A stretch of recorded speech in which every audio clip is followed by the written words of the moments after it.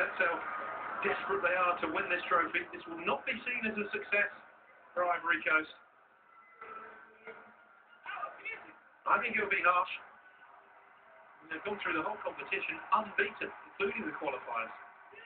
That's why I believe they should have made more effort in the final to win the game in normal time.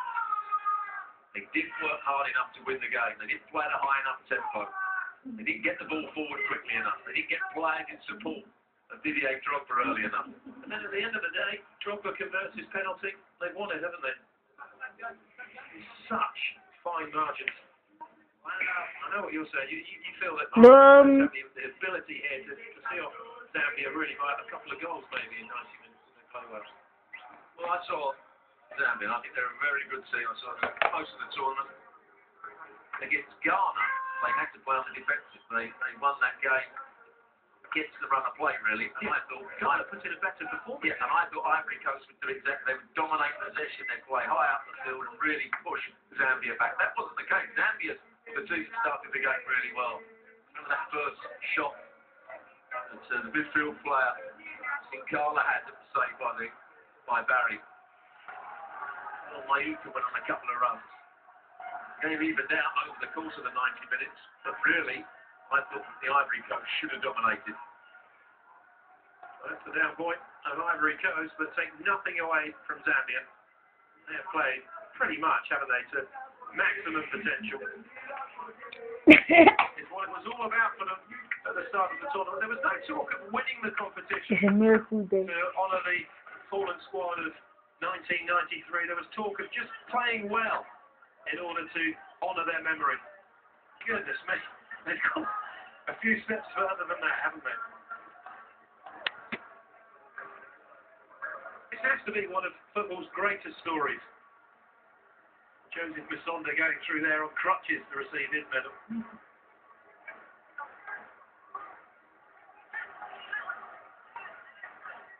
What an honour for these Zambian players.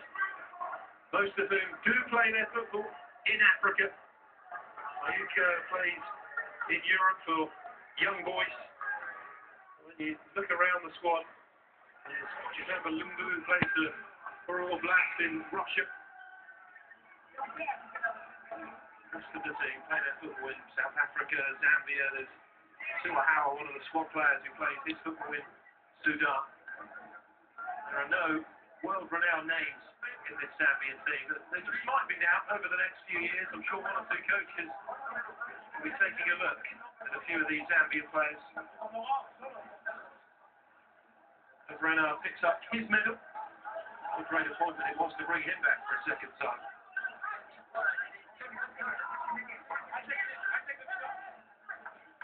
Well, it's been his lucky shirt. He's kept it on. He's going to have to wear that forevermore now, isn't he? They've got a tough qualifying group for the World Cup. I mean, that has to be the next stage now for Zambia to qualify for a World Cup. Went close in '94.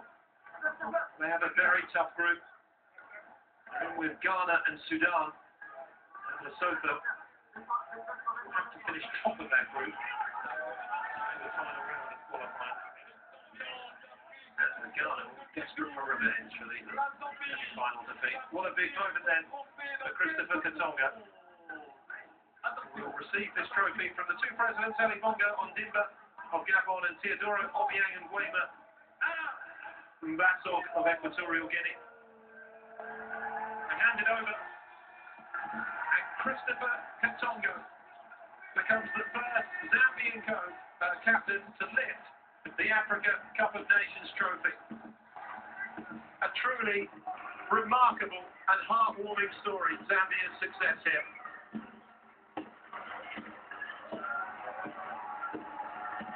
Looks in something of a daze, doesn't it?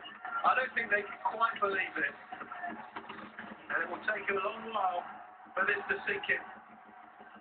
There'll be celebrations all over Zambia. But they are deserving winners of the 2012 Africa Cup of Nations. Shows you what teamwork, determination, a good coach do for a side like Zambia.